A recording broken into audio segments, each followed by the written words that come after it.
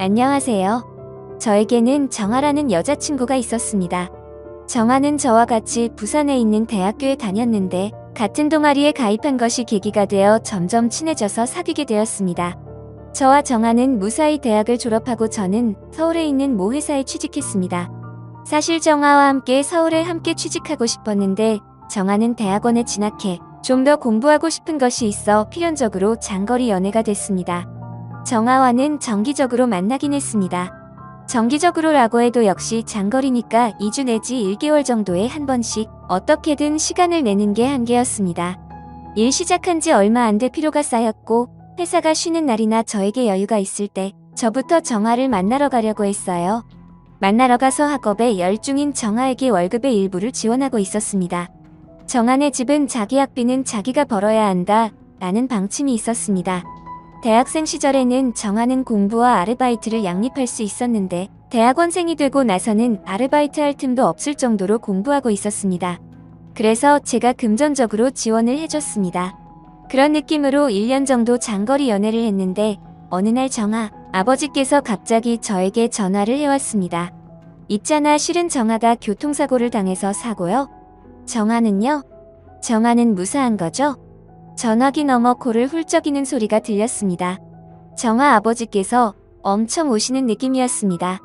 저도 갑자기 전화가 와서 너무 당황스러웠었는데 곰곰이 생각해보니 정아 아버지께서는 장난도 많이 치시고 농담도 잘하시는 분이셨는데 늘 하는 농담인가 싶었습니다.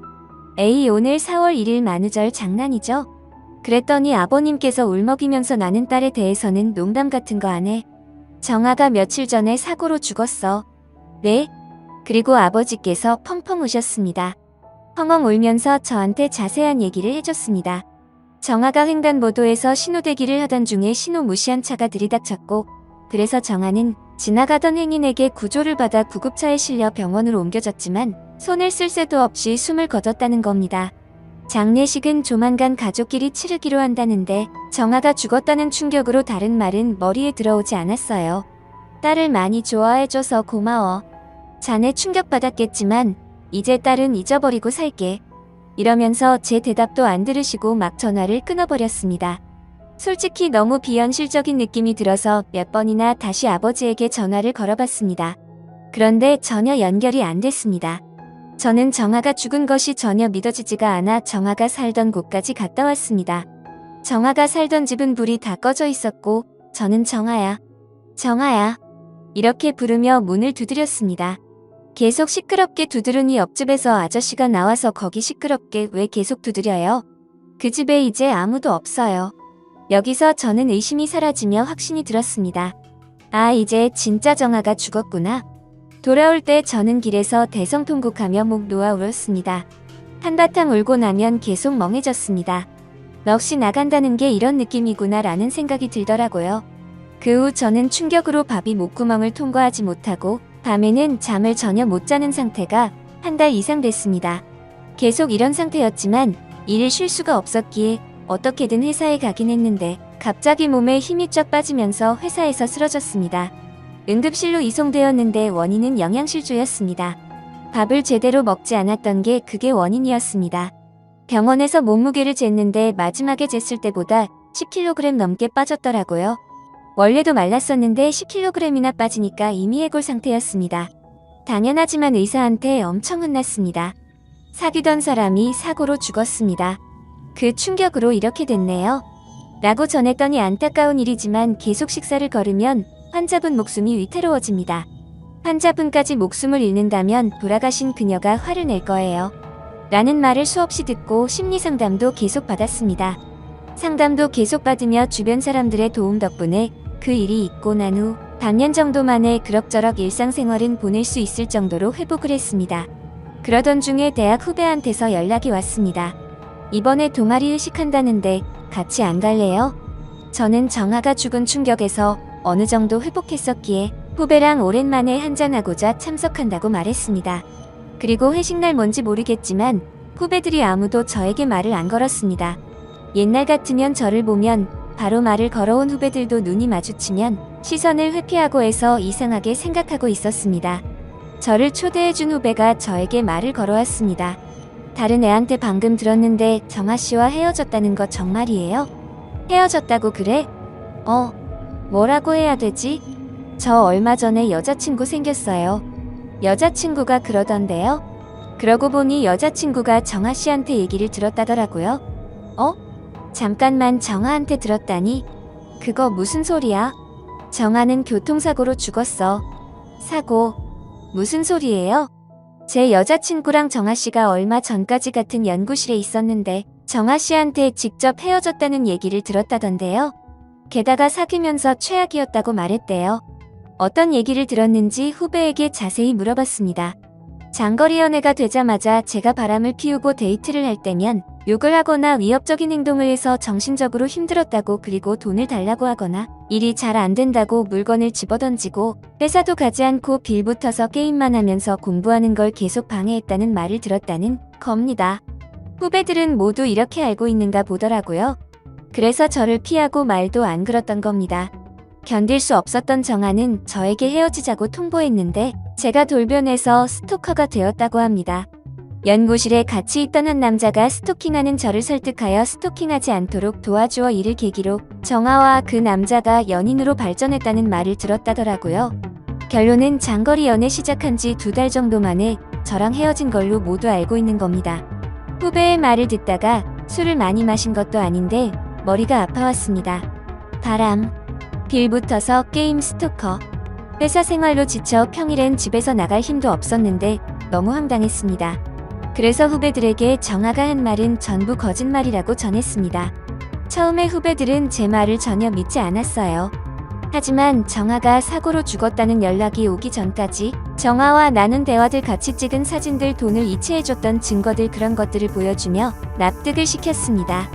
그 후 저에게 소문들을 얘기해줬던 후배가 지인들에게 물어 정아에 대해 더 알아왔습니다.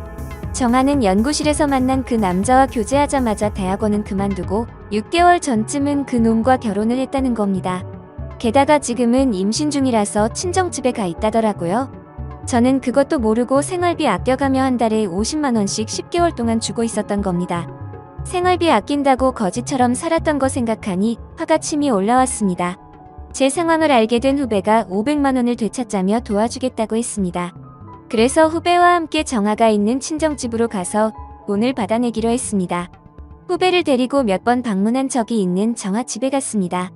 인터폰을 울리자 정아 어머님께서 나왔습니다. 어머, 너무 오랜만이야. 정아와는 헤어졌다고 들었는데 혹시 정아 결혼 축하하려고 온 거야? 이 말을 들으니 정아 어머님께서는 저와 정아 사이에 있었던 일을 모를 가능성이 있다고 생각해 솔직히 털어놓기로 했습니다. 저 사실은 정아에게 500만 원 정도 돈을 줬습니다. 그걸 돌려줄 수 없을까 해서 왔습니다. 그게 무슨 말이야? 올해 4월 이후에 갑자기 정아와 연락이 안 돼서요. 어떻게 500만 원을 돌려받을 수 있을까 하고 후배와 상의한 결과 직접 찾아가 봐야겠다 싶어서 왔습니다. 이야기를 들으신 정아 어머니께서 저와 후배를 집 안으로 들여보내주셨습니다. 그런데 거실에 들어가니 정아가 있었습니다. 제가 온 걸 모르는지 TV를 보며 소파에 누워 있었습니다. 반년 만에 본 정아는 조금 통통해졌고 배도 커져 있었습니다. 정말 임신한 것 같았습니다. 저와 눈이 마주치자 정아는 리모컨을 손에서 떨어뜨리며 얼굴이 창백해졌습니다. 정아야, 오랜만이네. 건강해 보이니 다행이다. 정아는 동네방네 비명을 질러댔습니다. 비명 좀 지르지 마. 소리 지르고 싶은 거 그거 나거든. 교통사고로 죽었다고 전화 왔었는데 살아있었구나. 게다가 임신도 했네. 정아는 비명을 멈췄고 어머니께서 무슨 말인지 설명을 해보라고 하셔서 소문과 제가 겪었던 일들을 모두 말씀드렸습니다. 얘기를 듣던 정아는 얼굴이 토마토 마냥 새빨개졌습니다. 제가 지금까지 50만 원씩 이체해줬던 내역을 보여드렸습니다. 이걸 보여드리자, 엄마. 이거 아니야. 어쨌든 이거 아니야. 투덜투덜 말했지만 저와 후배, 어머니까지 모두 무시했습니다. 정아가 돈을 받고 있었던 게 사실인가 보네. 정아랑 우리 남편 때문에 힘들게 해서 미안해. 돈은 꼭 돌려주도록 할게. 가족끼리 얘기를 해볼 테니까 오늘은 이쯤에서 용서해 줄 수 없을까? 어머니께서 차분하게 말씀해 주셔서 일단 저와 후배는 집에서 나왔습니다. 몸싸움을 할 수 있다는 생각에 긴장을 했었는데 긴장이 풀리니 맥이 빠졌습니다. 그리고 훗날 정아 어머니께서 문자를 해왔습니다. 문자의 내용은 정아의 아버지가 연구실에 그 남자가 앞날도 창창하고 집안도 마음에 든다고 저와 헤어지고 그 남자랑 만나라며 저와 정아가 헤어질 수 있게 저를 설득시켜주겠다고 정아에게 제안을 했다는 겁니다. 저를 철저하게 외톨이가 되도록 소문을 퍼뜨리고 저에게 전화로 거짓말까지 한 거였습니다. 중요한 거 500만 원의 행방인데 그건 정아가 그놈이랑 데이트하며 다 써버렸다네요. 정아 어머니께서는 500만 원과 병원에 입원했던 돈까지 해서 600만 원으로 갚겠다고 써있었습니다. 그 후에 정아 아버지께서 일하시는 곳까지 소문이 나버려서 아버지께서는 쪽팔린다며 일을 그만두시고 정아 어머니께서는 정아에게 600만 원을 모두 갚으라고 옥신각신하다 정아가 입금을 계속 거부하자 어머니께서 대신 600만 원을 보내주셨습니다. 동네에 부끄럽다며 이사하려고 집을 내놨다는데 집이 안 나가니 쥐죽은 듯 조용히 집에만 있고 정아는 그 남자랑 이혼한다는 소문도 들리더라고요. 여러분은 저처럼 사랑하는 사람에게 뒤통수 만든 일이 없었으면 좋겠습니다. 제 사연 들어주셔서 감사합니다. 다음 사연입니다. 안녕하세요. 저는 이제 30을 바라보고 있는 여자입니다. 명절이 다가오고 해서 작년 이맘때쯤 있었던 이야기를 들려드릴까 합니다. 저는 어려서부터 또래 여자아이들보다 산만했던 터라 부모님께서는 항상 걱정이 많으셨습니다. 부모님께서는 두 분이 같이 저녁 늦게까지 식당을 운영하셔서 저를 돌봐주실 시간이 많이 없었습니다. 심지어 경제 상황도 좋지 않았던 부모님에게는 태권도를 보내는 게 최고의 옵션이었습니다. 저는 그렇게 늦은 시간 부모님이 데리러 올 때까지 도장에서 운동도 하고 친구들하고 놀기도 하며 동시에 예의범절과 인내에 대해서 배우기도 하였습니다. 여러모로 태권도는 부모님과 저를 동시에 만족시킨 최고의 시설이었죠. 그렇게 시작한 태권도로 저는 대학까지 진학하게 되었습니다. 하지만 저의 태권도 인생은 대학교 1학년 때 출전한 겨루기 대회에서 끝이 났습니다. 우연한 타이밍에 상대의 발차기로 제 오금이 맞았고 저는 일어날 수 없었습니다. 코치님과 빠르게 병원으로 이동해서 수술을 했지만 결과는 상당히 절망적이었습니다. 저는 후방 십자인대 파열이라는 충격적인 진단을 받았고 그렇게 저는 몇 달 동안 운동을 할 수 없었습니다. 애매한 나이에 훈련이 끊겨버린 저는 그대로 태권도를 그만둘 수밖에 없게 되었습니다. 그나마 태권도를 하면서 집중력과 인내를 키울 수 있었던 저는 짧은 시간이지만 열심히 공부해서 일반 대학 상경계열로 편입하게 되었고 졸업까지 성공적으로 마칠 수 있었습니다. 지금은 나름 규모가 있는 회사에서 경영 지원을 하고 있습니다. 그렇게 다니게 된 직장에서 동기의 소개로 지금의 남편을 만나게 되었고요. 남편은 대기업 영업팀이었습니다. 어려서 아버지의 사업 실패로 가세가 기울었던 남편은 무조건 4년제 졸업해서 대기업 들어가겠다는 일념 하나로 살았다고 하더라고요. 그렇게 취업 전선에 뛰어들었을 때도 이왕이면 대기업에서도 많이 버는 직군을 가겠다고 자처해서 영업팀으로 갔다고 하더군요. 불안정하고 스트레스도 많겠지만 본인은 하는 만큼 벌 수 있는 그 직업이 좋다고 하였고 저 또한 무슨 일이든 열심히 하는 걸 최우선으로 했기 때문에 크게 관여하지 않았습니다. 물론 스트레스에 못 이겨 연애를 하던 중에도 저에게 몇 번 짜증을 내며 싸우기도 했지만 빨리 뉘우치고 사과할 줄 아는 그런 남자였습니다. 속에 담아두거나 꽁한 모습이 없다는 게 차라리 더 낫다 싶기도 했고요. 그렇게 저희는 3년을 연애하고 자연스럽게 결혼 얘기가 오가게 되었습니다. 저희는 누가 봐도 지극히 평범했던 터라 크게 문제될 것도 없었습니다. 양가 부모님 또한 형식적인 예물에다는 생략하길 원하셨고요. 집과 혼수는 칼같이 반반은 아니었지만 서로 그동안 모아왔던 저축과 대출로 간신히 작은 신축 빌라와 기본적인 혼수는 해결했습니다. 여기까지는 정말이지 남들과 다를 것 없이 평범해 보이는 결혼 준비 과정이었습니다. 저희는 그렇게 남부럽지 않은 신혼생활을 시작했습니다. 남편은 어려서부터 근검절약이 몸에 배어있던 터라 저랑 초반에 삐걱거리는 게 좀 있었습니다. 저와 남편 둘 다 맞벌이이다 보니 사실상 살림에 집중을 하기가 힘들었습니다. 그나마 제가 조금 일찍 끝나기 때문에 집에 와서 청소기를 돌리거나 세탁기를 돌릴 수는 있지만 평일 저녁에 와서 음식을 한다는 게 여간 쉬운 일이 아니었습니다. 게다가 어차피 저희들이 먹으량이면 직접 만들어 먹다가는 버려지는 재료도 많고 해서 차라리 사 먹는 게 나을 정도였습니다. 남편이 힘들게 벌어오는 건 알지만 저 또한 벌이가 있는데 저녁에 냉동 도시락 사 먹자는 얘기했다가 엄청 뭐라고 하더라고요. 도시락 비싼데 제가 조금 일찍 와서 저녁 준비하면 되는 걸 돈을 쓰려고 하냐면서요. 신혼에는 그래도 낭비벽 있는 것보다는 아껴 쓰는 성격이 좋다고 생각했습니다. 하지만 시간이 좀 지나자 원래 사람 성격이 나오는 듯 했습니다. 돈 쓰기를 극도로 싫어하는 듯 했습니다. 처음으로 싸웠던 건 결혼하고 몇 달 지나서 저녁에 치킨 시켜 먹자니까 다른 이유도 아니고 돌직구로 돈 아깝게 무슨 치킨이냐고 하더라고요. 아내가 먹고 싶다는데 치킨 비싸봐야 2만 원인데 그게 돈 아까울 일이냐고 한번 크게 싸웠습니다. 그 이후로는 저도 싸우기 싫어서 따로 얘기 안 했습니다. 저희 부모님은 그래도 그런 사람이 허투루 돈 안 쓰고 쓸 때 쓸 줄 안다며 걱정하지 말라고 하시더라고요. 저는 부모님 말을 믿었습니다. 그렇게 몇 주 결혼 후 처음으로 맞는 추석이었습니다. 양가에 한우 세트 작은 거 하나랑 용돈으로 20만 원씩 드리기로 남편과 협의를 했습니다. 혹시나 물건이 늦을까 고기는 먼저 인터넷으로 주문을 하고 용돈도 계좌로 미리 보내드렸습니다. 그리고 당일에 시댁에 방문했을 때 시어머니께서 저희를 반기시더라고요. 무슨 돈이 있다고 고기에 용돈까지 이렇게 많이 보냈냐고 하시길래 저희는 아니라고 많이 못 드려 죄송하다며 훈훈하게 추석을 보냈습니다.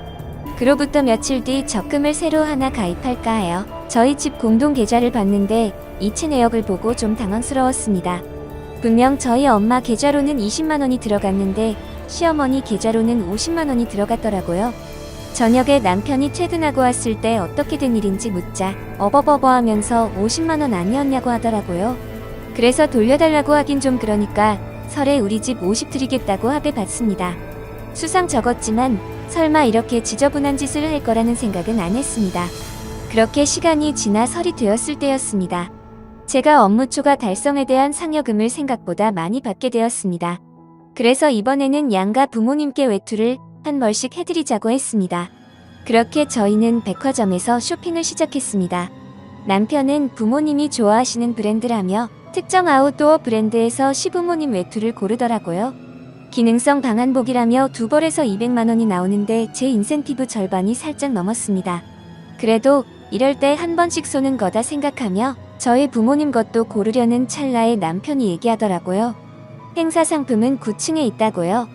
행사 상품 코너에서 자기 거 뭐 살 거 있나 해서 올라갔는데 진짜 저도 안 입게 생긴 거를 집어들고는 저희 엄마 아빠 거라고 어떠냐고 묻더라고요. 화가 목구멍까지 차올랐지만 사람이 많아서 조용히 얘기했습니다. 니네 부모님 거는 왜 비싼 거 사고 우리 부모님 거는 행사 상품에서 고르냐고요. 그랬더니 저희 부모님은 비싼 거 사드려도 식당에서 일하시니까 금방 냄새 배고 못 쓰게 된다면서요. 너무 화가 나서 안 산다고 집으로 가자고 했습니다. 그리고 집에 와서 화가 나 있으니 남편이 얘기하더라고요. 어차피 처가에는 이번에 용돈도 따로 30만 원 더 드리지 않냐면서요. 옷도 비싼 거 사고 용돈도 더 드리려고 했냐면서 저한테 어이없다는 듯이 묻더라고요. 그래서 용돈은 내가 나 몰래 시댁에만 30만 원 더 줬으니까 그런 거 아니냐니까 누가 몰래 줬냐면서 발끈하더라고요. 그래서 제가 저희 부모님 거는 알아서 선물할 테니까 신경 끄라고 했습니다. 그렇게 저는 설에 저희 집 가기 전날 백화점에 들려서 저희 아버지 패딩이랑 엄마 가방이랑 시원하게 300만 원 긁고 집에 왔습니다. 남편이 쇼핑백을 보자마자 눈이 동그래져서 얼마 줬냐고 묻더라고요. 그래서 300만 원 줬다고 하니까 미쳤냐고 소리를 지르더라고요. 그래서 저도 좀 격해져서 이예빈 이예미 거 사는 건 정상이고 우리 엄마 아빠 거 사는 건 미친 거냐고 따졌습니다. 그때였습니다. 벼랑간 남편의 손이 제 얼굴로 향하더라고요. 부상으로 선수 생활을 은퇴했지만 10년을 넘게 태권도를 했던지라 저도 모르는 사이 몸이 반응하더라고요. 남편의 손이 제 얼굴에 닿기 전에 제가 먼저 몸을 돌려 남편의 머리를 발로 후렸습니다. 남편은 그대로 바닥으로 고꾸라지고 기절을 했습니다. 너무 놀라서 누워있는 남편의 뺨을 두들겼더니 다행히도 금방 깨더라고요. 그래서 사실대로 얘기했습니다. 내가 먼저 때리려고 해서 반격했을 뿐이다. 나 원래 운동했었으니까 나한테 손 대려고 하지 말라고요. 남편은 자존심이 상한 건지 무서운 건지 아무 말 못하고 앉아 있었습니다. 그렇게 제 발차기를 계기로 남편은 순종적으로 변했으며 경제권 또한 저에게 넘어왔습니다. 저도 그 이후로 저한테 남편이 항상 주눅 들어 있는 듯해서 가끔은 미안하게 생각하지만 차라리 이런 위치에서 살아가는 게 더 편한 듯합니다. 오늘도 제 사연 들어주셔서 감사합니다.